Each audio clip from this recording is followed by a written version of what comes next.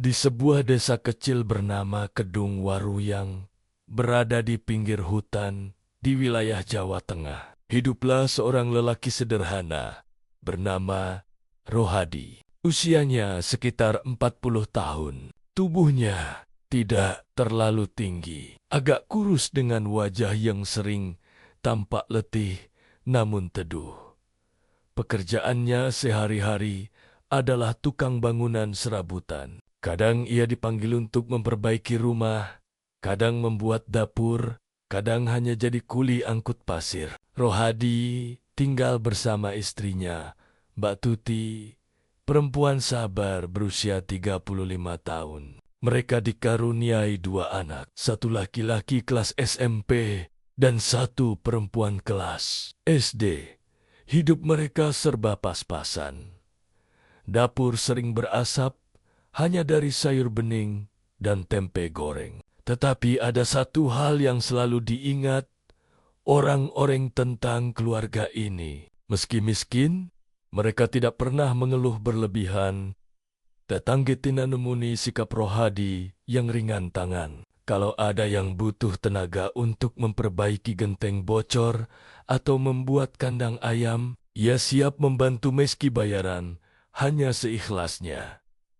Kadang malah cuma dibayar dengan seikat sayur atau beberapa kilo gabah. Namun, di balik kesederhanaan itu, Rohadi sering merasa resah. Usia sudah setengah baya, tabungan nyaris tak ada. Rumah kecil peninggalan orang tuanya sudah banyak retak di sana-sini. Pernah ia borong nanggen merantau ke kota jadi kuli proyek di Jakarta atau Surabaya, tapi istrinya menahan. Di sini saja, Mas, kata Tuti suatu malam saat mereka duduk di beranda rumah bambu anak-anak.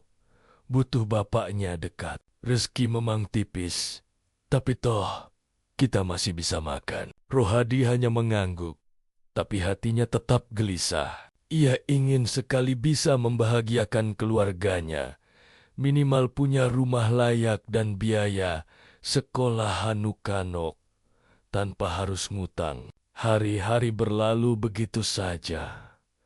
Pagi Rohadi pergi mencari kerja. Siang pulang dengan baju penuh debu semen. Malam ia duduk di teras sambil menyeruput teh panas buatan istrinya. Kadang ia ikut ronda malam bersama para tetangga. Pak Suko, si pedagang kayu, Mas Robi yang punya sawah luas, dan Kang Wahidiang, tukang ojek. Obrolan ronda biasanya soal sawah, harga gabah, atau kabar orang meninggal. Tapi suatu malam, ada percakapan berbeda. Wan, kata Pak Suko sambil menghembuskan asap rokok kreteknya. Aku dengar kamu lagi sepi kerja ya? Rohadi tertawa kecut. Wong tiap hari begitu kok, Pak. Kalau ada kerjaan ya alhamdulillah. Kalau enggak, ya cuma nunggu panggilan. Pak Suko mengangguk pelan, lalu menunduk sebentar sebelum melanjutkan. Aku kemarin ketemu orang aneh. Won, dia nanya, ada nggak tukang yang bisa memperbaiki masjid tua di balik hutan sebelah utara? Semua orang yang duduk di pos ronda menoleh. Balik hutan utara. Memangnya ada kampung di sana? Tanya Kang Wahidi heran. Iya, aku juga baru tahu, jawab Pak Suko. Katanya ada perkampungan kecil, jarang berhubungan sama orang luar. Mereka butuh tukang buat memperbaiki masjid. Rohadi diam. Ada rasa penasaran tapi juga aneh. Selama ini ia sering masuk hutan untuk cari kayu bakar, tapi belum pernah melihat ada perkampungan di dalamnya. Terus sampean mau kasih ke aku kerjaan itu? Tanya Rohadi. Hati-hati. Ya, kalau kamu mau aku kenalin sama orangnya, kata Pak Suko. Orangnya sopan kayaknya alim, pakai peci putih terus. Dia bilang, bayarnya insya Allah cukup. Nggak usah khawatir. Percakapan itu membuat Rohadi susah tidur malam itu. Di satu sisi, ia butuh pekerjaan. Tapi di sisi lain, hatinya tak enak memikirkan kampung di balik hutan, yang bahkan Tetonggi Tenggania saja jarang mendengar. Keesokan paginya, Rohadi menceritakan hal itu pada Tuti. Istrinya sempat menatap kosong ke arah dapur, lalu berkata lirih, "Mas, aku nggak enak dengarnya. Kampung apa itu? Kok kayak gak pernah ada kabar? Tapi kalau memang rezeki, ya dijalani saja." Bismillah, Rohadi menarik napas panjang. Aku juga mikir gitu. Aku coba dulu tanya-tanya. Siapa tahu memang benar ada. 2 hari kemudian, saat ia sedang menambal genteng rumah Pak Robi, tiba-tiba seorang pria berusia sekitar 50 datang menghampiri. Berpakaian putih sederhana, bersorban tipis, wajahnya teduh. Dialah yang dimaksud pakmanyanya Pak Hasim. Pak Hasim berbicara pelan penuh sopan. Ia menceritakan bahwa kampungnya bernama Kampung Wonotirto, terletak jauh di balik hutan. Aksesnya sulit, jalan setapak licin, jarang ada yang berani masuk. Masjid kami sudah tua, atapnya bocor, jemaah makin sedikit. Kalau hujan, karena air netes kemana-mana, kata Pak Hasim dengan nada prihatin.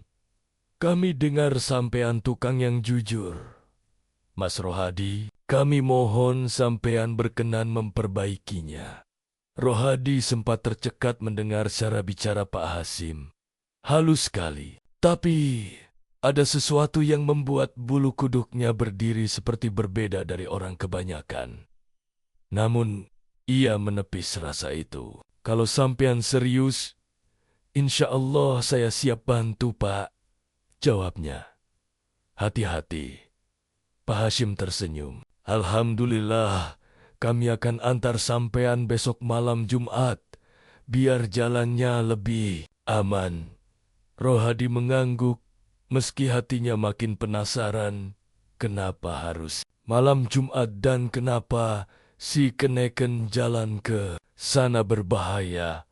Kalau ditempuh di hari lain malam itu, ia bercerita pada Tuti istrinya tanpa khawatir, tapi tidak mencegah kalau itu memang rezeki. Mas iya, di jalan tapi jangan lupa salat.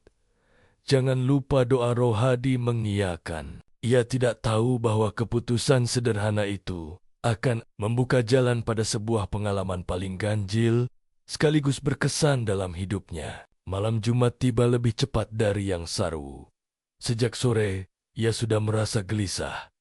Tangannya sibuk menyiapkan peralatan tukang palu, gergaji, paku, meteran, dan beberapa perkakas kecil yang bisa dibawa dengan karung. Meski sederhana, semua itu adalah modalnya untuk mencari nafkah. Di dapur, Mbak Tuti menyiapkan bekal. Nasi bungkus dengan lauk, tempe orek, dan ikan asin.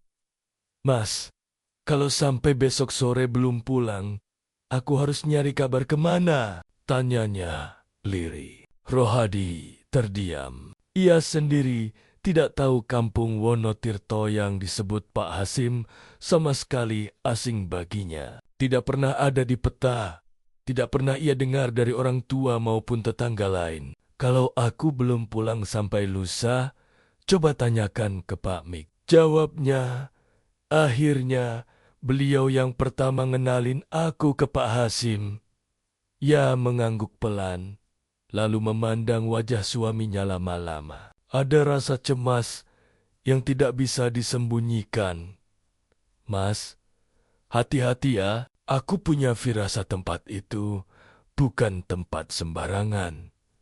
Tapi, kalau memang sudah niat, jangan lupa banyak-banyak zikir. Sarwenyu meski dalam hati, ia juga merasa aneh. Insya Allah ya, doakan aku selamat.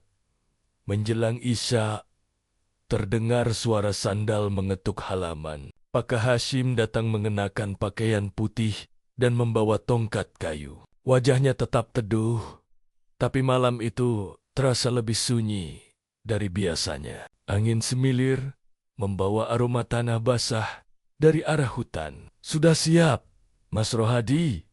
tanyanya.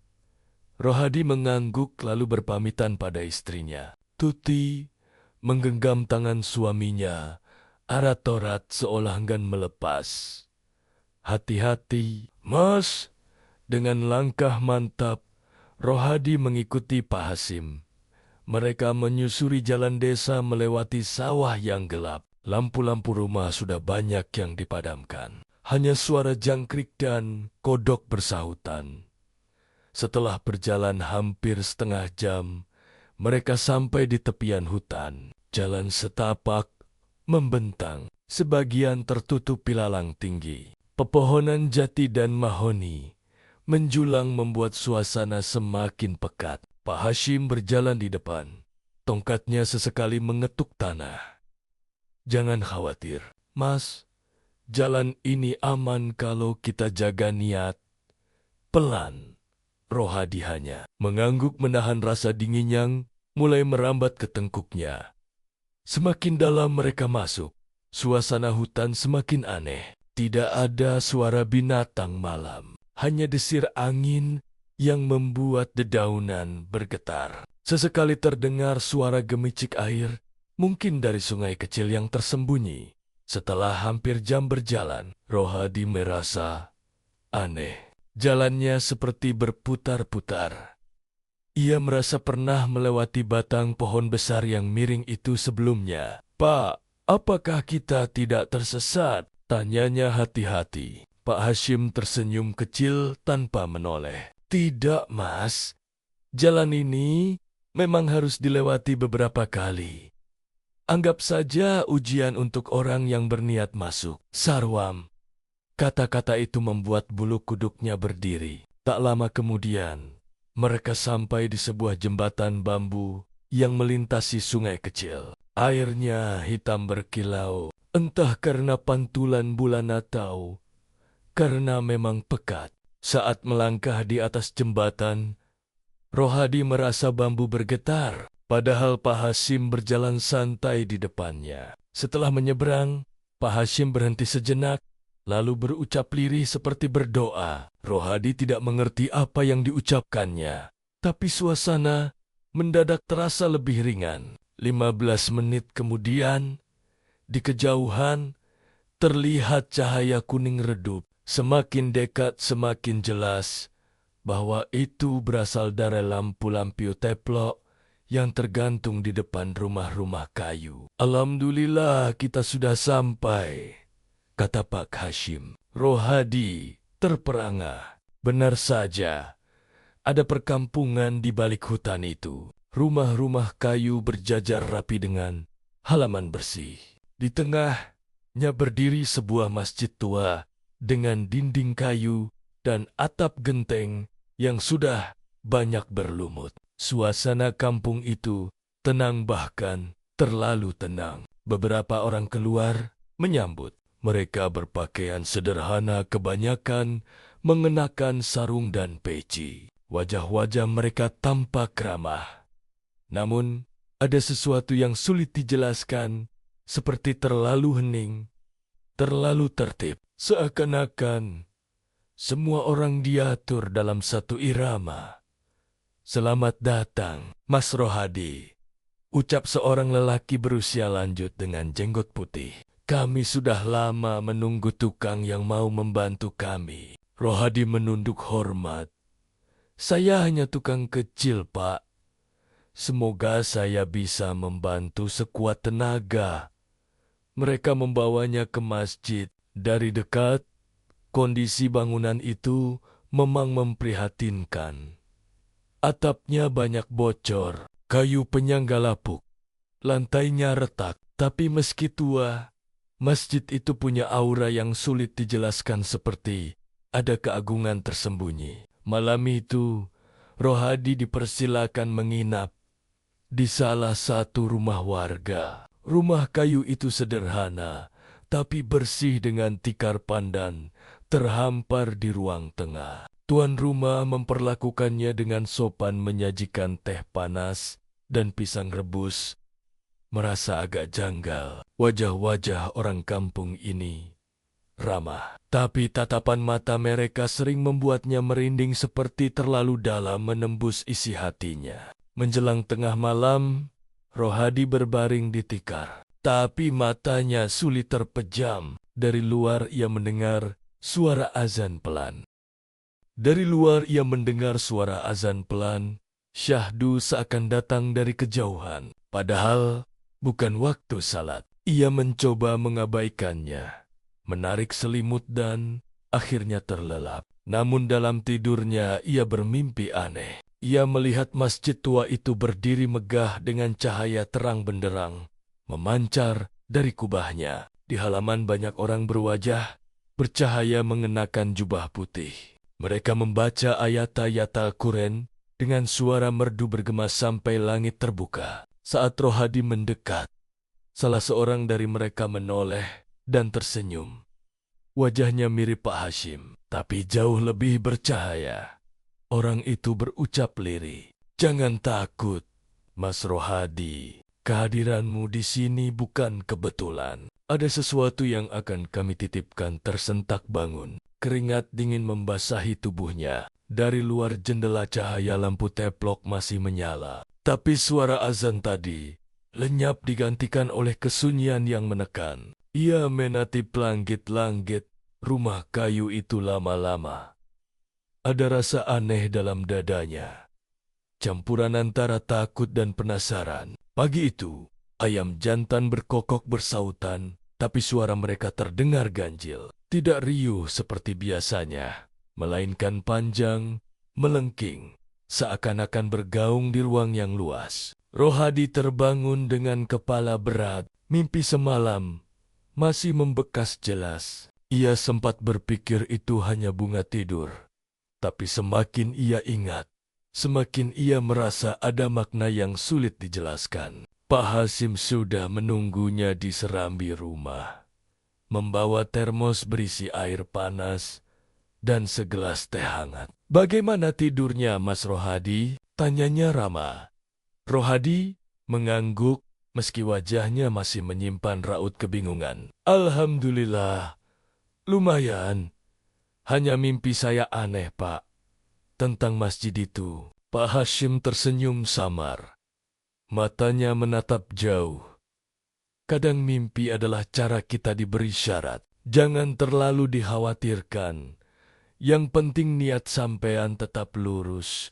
Ucapan itu justru membuat Rohadi semakin penasaran. Tapi ia memilih diam lalu segera bersiap menuju masjid. Ketika ia mendekat, ia melihat beberapa orang kampung sudah menunggu. Ada yang membawa kayu, ada yang membawa genteng lama, bahkan ada yang membawa peralatan sederhana. Mereka semua menyambutnya dengan senyum yang ramah. Terlalu ramah, seolah mereka sudah mengenalnya lama. Padahal baru semalam bertemu. "Masjid ini saksi sejarah kami," kata seorang lelaki tua sambil menyapu halaman masjid. "Kalau masjid rusak, hati kami ikut rusak." Sarwulai memeriksa bagian atap, menghitung balok kayu yang perlu diganti, dan memperkirakan kebutuhan material.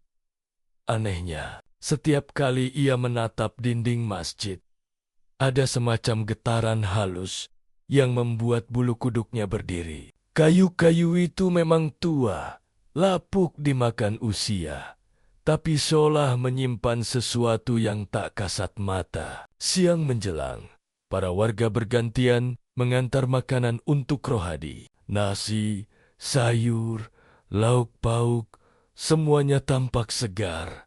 Tapi Rohadi merasa aneh. Aroma makanan itu begitu wangi, rasanya nikmat sekali.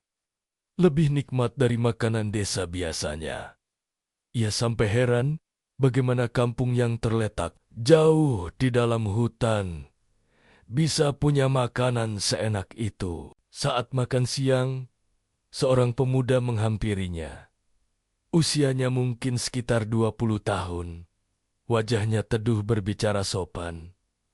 Mas Rohadi, kalau perlu bantuan bilang saja. Kami siap menolong. Rohadi tersenyum, lalu menunjuk ke arah balok kayu yang sudah lapuk. Kalau ada bambu panjang atau kayu kuat, mungkin bisa untuk penyangga sementara.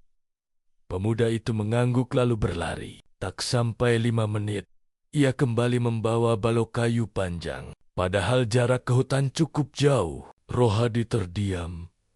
Cepat sekali sampean dapat kayu.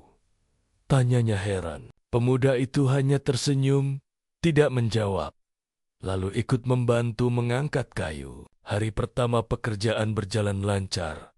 Tapi semakin sore semakin banyak kejanggalan yang membuat Sarwah. Ia melihat beberapa orang kampung bekerja tanpa tampak kelelahan. Bahkan tidak berkeringat meski matahari terik. Ada juga seorang perempuan tua yang duduk di serambi.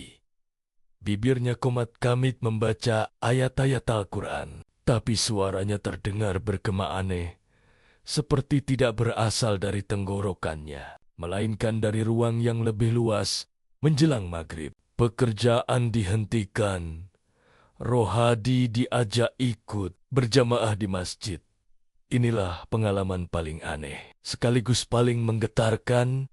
Azan dikumandangkan dengan suara yang begitu merdu. Sampai-sampai dada Rohadi bergetar. Ia merasa seakan bukan manusia yang mengumandangkan azan itu, melainkan malaikat. Salat berjamaah dipimpin oleh seorang imam tua berjubah putih. Bacaan ayat-ayatnya begitu panjang, fasih, dan merdu. Suaranya mengalun, membuat air mata Sarwu menetes tanpa sadar. Ia belum pernah merasakan kekusyukan seperti itu sebelumnya. Setelah salat, warga duduk melingkar membaca wirid dan doa. Suaranya bergemuruh teratur, seperti gelombang lautan. Rohadi merasa seolah ia berada di tengah majelis para wali, bukan sekadar kampung biasa. Malam itu setelah jah bubar, Sarwuk di serambi masjid sendirian. Ia menatap langit. Anehnya, bintang-bintang tampak lebih dekat, lebih terang. Suasana begitu hening. Tapi hati kecilnya tahu ia sedang berada di tempat yang berbeda.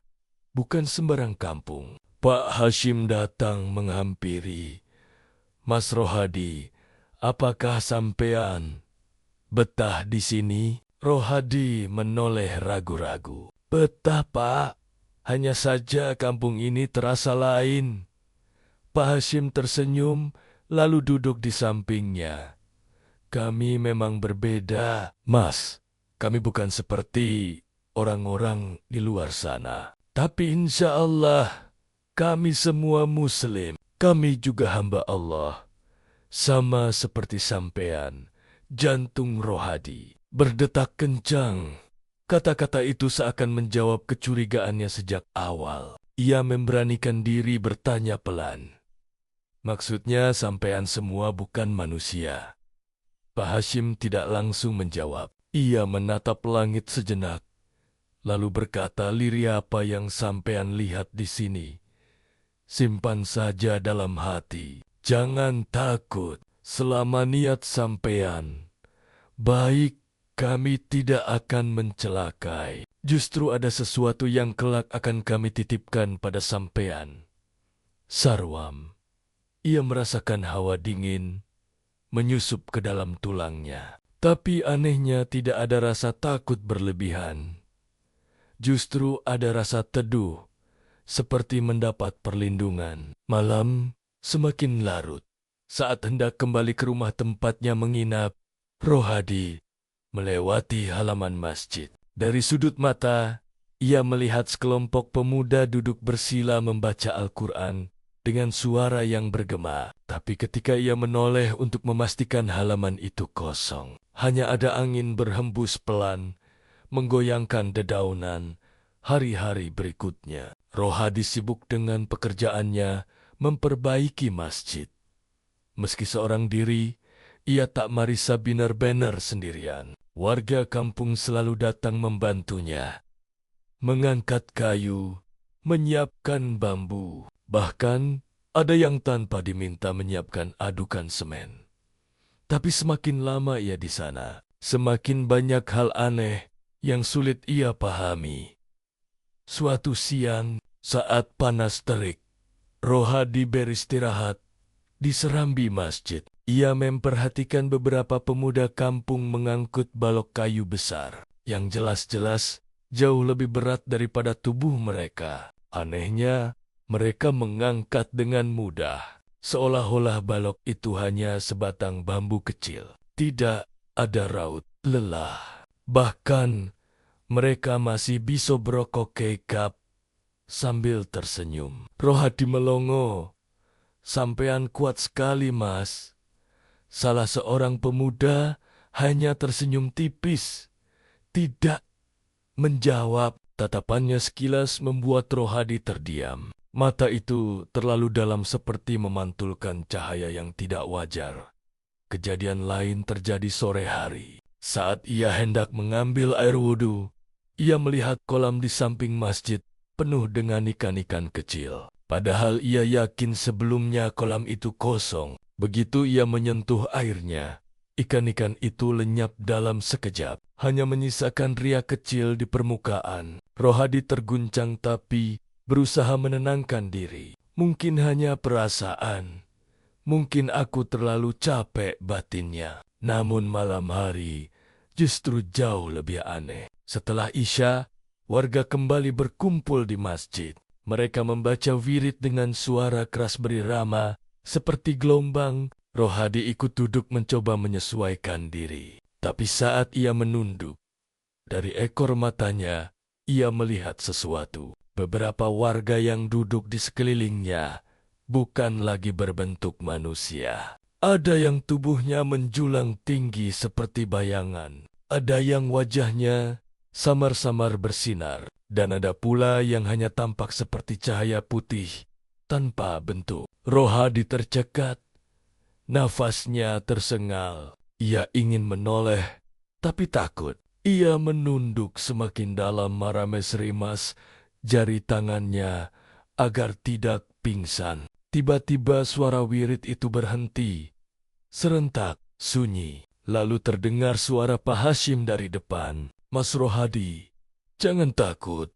Yang sampean lihat hanyalah sebagian dari hakikat kami. Ingat, kami semua Muslim. Kami tidak datang untuk mencelakai." Perlahan, suara wirid kembali bergema, lebih lembut. Sarwenang Kandiri. Ia sadar kampung ini memang bukan kampung manusia.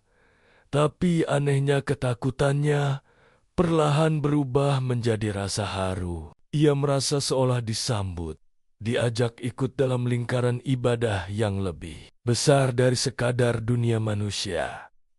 Malam itu, setelah jemaah bubar, Rohadi kembali ke rumah tempat ia menginap. Namun rasa kantuk tak kunjung datang. Ia hanya bisa berbaring sambil memikirkan kejadian tadi. Menjelang tengah malam, ia mendengar suara ketukan halus di jendela. Dengan hati-hati ia mendekat. Begitu membuka jendela, ia terperanjat. Di luar berdiri seorang pemuda yang tadi siang membantunya membawa kayu. Tapi kali ini wajah pemuda itu pucat. Matanya memancarkan cahaya redup. "Mas Rohadi," suaranya lirih seperti berbisik dari kejauhan. "Jangan kaget dengan semua yang sampean lihat. Kami memang berbeda. Tapi percayalah, kehadiran sampean di sini sudah ditentukan." Rohadi tercekat, tidak bisa berkata apa-apa.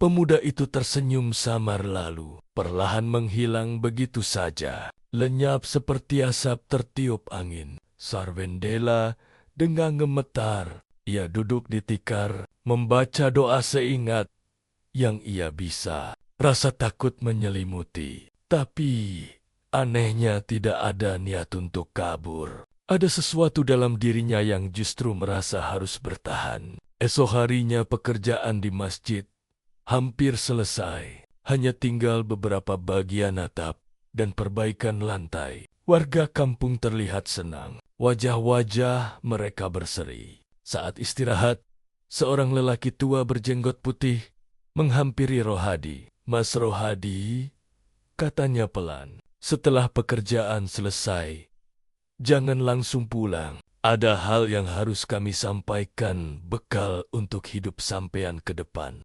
Sarwelan ludah, ia ingin bertanya lebih lanjut. Tapi lelaki tua itu sudah pergi, meninggalkannya dalam kebingungan. Malam terakhir sebelum pekerjaan rampung, suasana kampung mendadak berubah. Angin bertiup lebih kencang, dedaunan berdesir keras, dan langit tampak lebih gelap dari biasanya. Selepas Isya, warga kembali berkumpul di masjid. Kali ini, jumlah mereka lebih banyak dari biasanya. Seakan-akan seluruh kampung hadir. Rohadi duduk di pojok, menunduk, merasakan hawa dingin menyusup ke tulang. Pak Hashim berdiri di depan jemaah. Suaranya lantang, tapi penuh wibawa. "Malam ini, kita akan menunaikan doa bersama. Doa untuk masjid ini, doa untuk kampung kita, dan doa untuk saudara kita, Mas Rohadi yang sudah ikhlas membantu." Suara amin bergema, panjang, berlapis, seolah-olah tidak hanya datang dari manusia, tapi dari ratusan makhluk tak kasat mata. Rohadi merinding hebat, hampir meneteskan air mata. Di tengah doa, ia kembali melihat kilasan-kilasan aneh. Jemaah yang duduk di sekelilingnya perlahan berubah wujud. Ada yang tampak bercahaya putih, ada yang menjelma bayangan hitam tinggi, ada yang tubuhnya samar seperti kabut, namun semuanya tetap duduk rapi, khusyuk, bersuara serentak, membaca ayat-ayat suci. Saat itulah Rohadi sadar, sepenuhnya kampung ini memang kampung jin Muslim. Malam itu masjid tua yang hampir selesai diperbaiki, seakan menjadi pusat cahaya. Lampu teplok yang biasanya redup tampak lebih terang memantul di dinding, kayu dan genteng berlumut. Rohadi duduk di saf paling depan, sementara jemaah kampung memenuhi seluruh ruang. Pak Hashim berdiri di depan mimbar. Wajahnya teduh, namun penuh wibawa. Suaranya bergetar, tapi mantap. "Mas Rohadi," ucapnya menatap langsung ke arah lelaki itu. "Sampean sudah menunaikan amanah memperbaiki rumah Allah di kampung kami.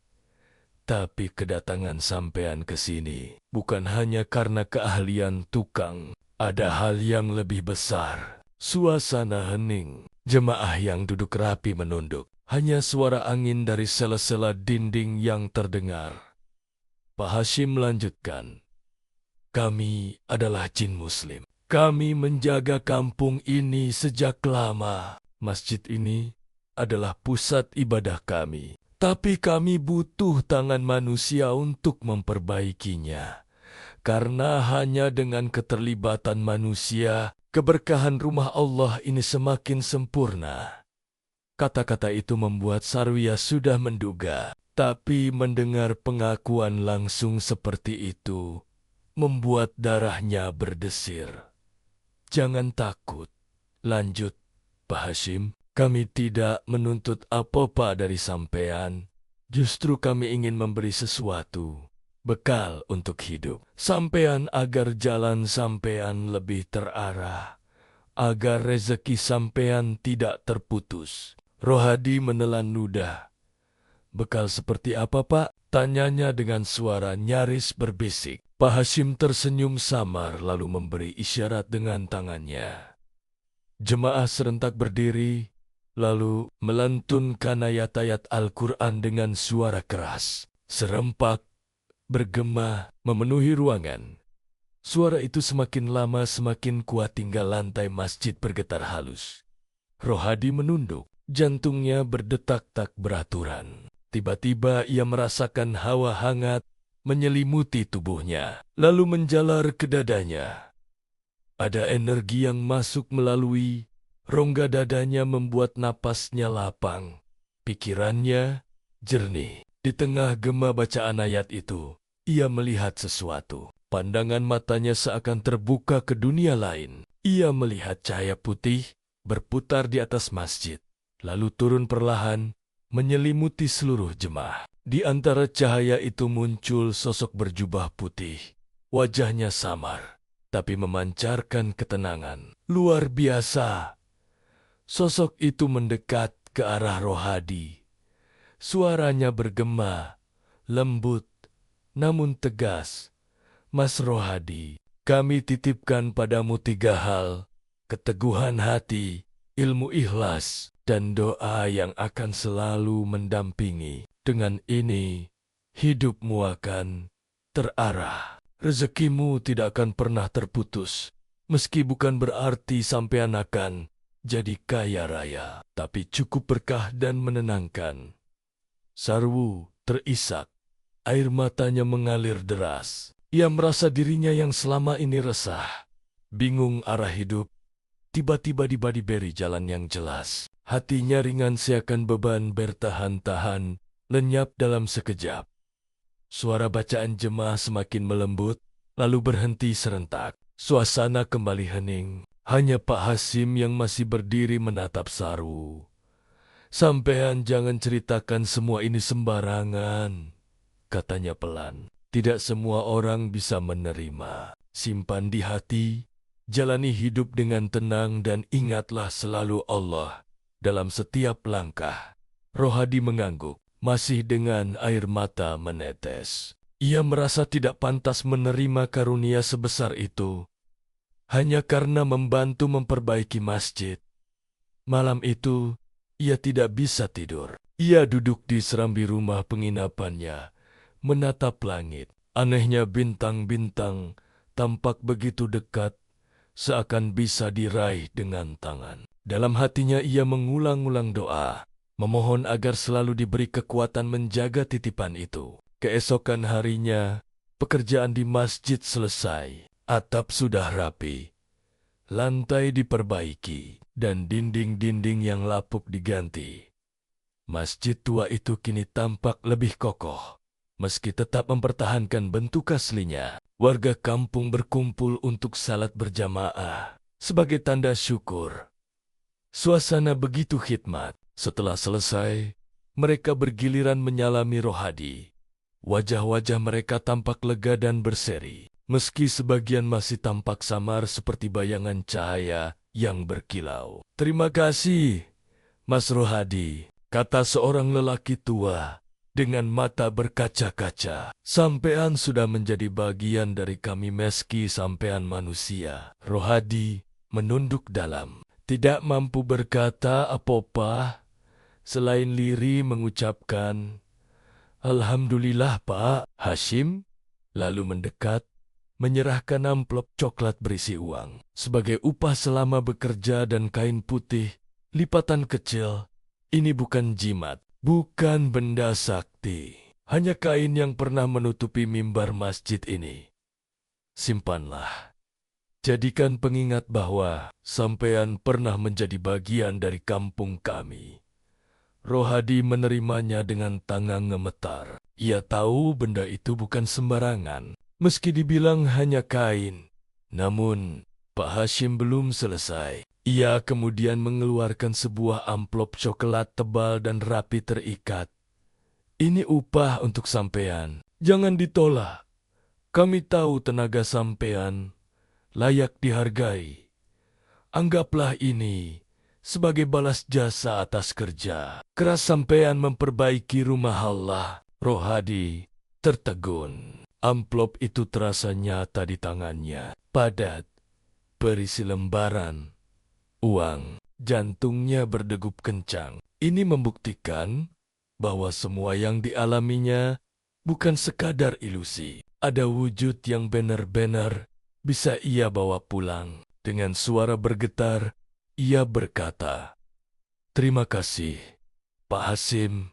Saya tidak tahu harus berkata apa." Pak Hasim menepuk bahunya. "Jalani hidup dengan ikhlas, Mas Rohadi.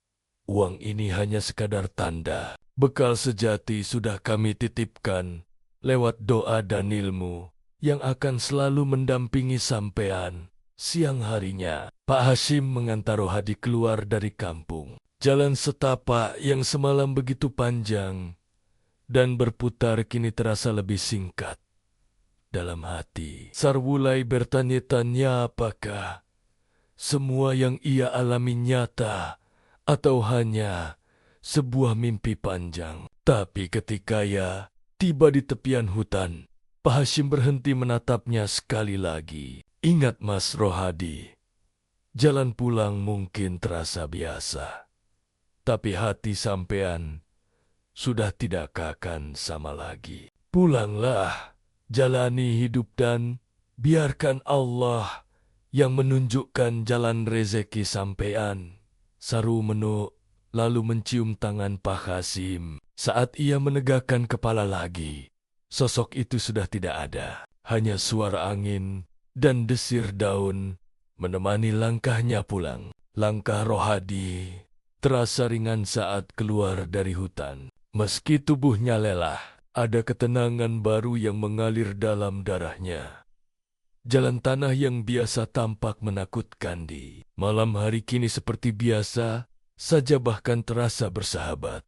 Saat mendekati kampung, suara ayam berkokok dan anak-anak bermain sambil tertawa menyambutnya. Ia sempat berhenti sejenak, menoleh ke belakang. Hutan yang tadi ia lewati berdiri tenang, seolah menyembunyikan rahasia besar yang tidak boleh dibocorkan sembarangan. Ketika sampai di depan rumah Mbak Tuti, langsung keluar dengan wajah panik. Ya Allah, Mas sampean baru pulang. Aku kira kenopi-kenopa. Suaranya bergetar, matanya berkaca-kaca. Rohadi tersenyum lemah. Maaf Bu, pekerjaan di sana ternyata lebih lama.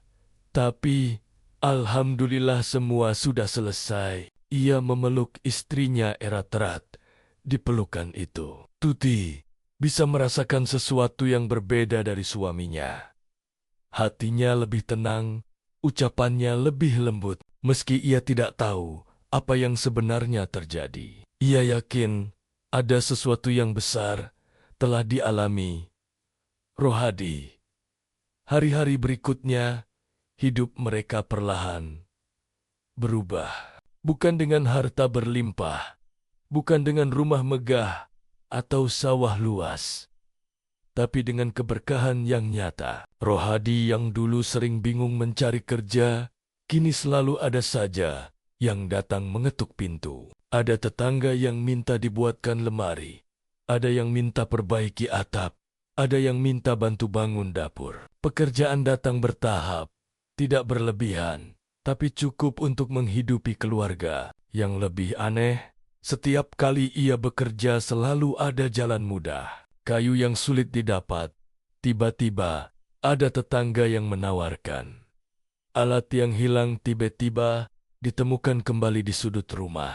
Bahkan saat cuaca buruk, pekerjaannya tetap berjalan lancar. Para tetangga mulai melihat perubahan itu. Sarwono sekarang wajahnya adem. Ya, bicara sama dia rasanya tenang. Begitu kata Bu Teti. Suatu sore, Mbak Tuti hanya tersenyum. Ia tahu betul, sejak pulang dari memperbaiki masjid di balik hutan itu, suaminya bukan lagi orang yang sama. Ia lebih sabar, tidak mudah marah, dan selalu ingat salat tepat waktu. Suatu malam, Rohadi duduk di teras rumah sambil menatap kain putih, lipatan kecil pemberian Pak Hasyim. Ia tidak pernah menunjukkannya pada siapapun, bahkan pada istrinya. Sekalipun ia hanya menyimpannya di tempat paling aman. Sambil memegang kain itu, ia teringat suara yang pernah berbisik di Masjid Wonotirto. Keteguhan hati, ilmu ikhlas, dan doa akan mendampingi langkahmu. Tanpa sadar air matanya jatuh bukan karena takut, melainkan karena rasa syukur yang dalam. Ia bukan orang pintar, bukan orang berilmu tinggi, hanya seorang tukang biasa. Tapi Allah berkenan menitipkan pengalaman besar melalui perantara kampung yang tidak semua orang bisa lihat. Beberapa bulan kemudian, Rohadi mendapati rezekinya semakin berkah. Ia tidak kaya raya, tapi tidak pernah kekurangan. Istrinya bisa belanja kebutuhan rumah tanpa pusing. Anak-anaknya sehat, sekolah lancar, bahkan sering dapat bantuan tanpa diminta.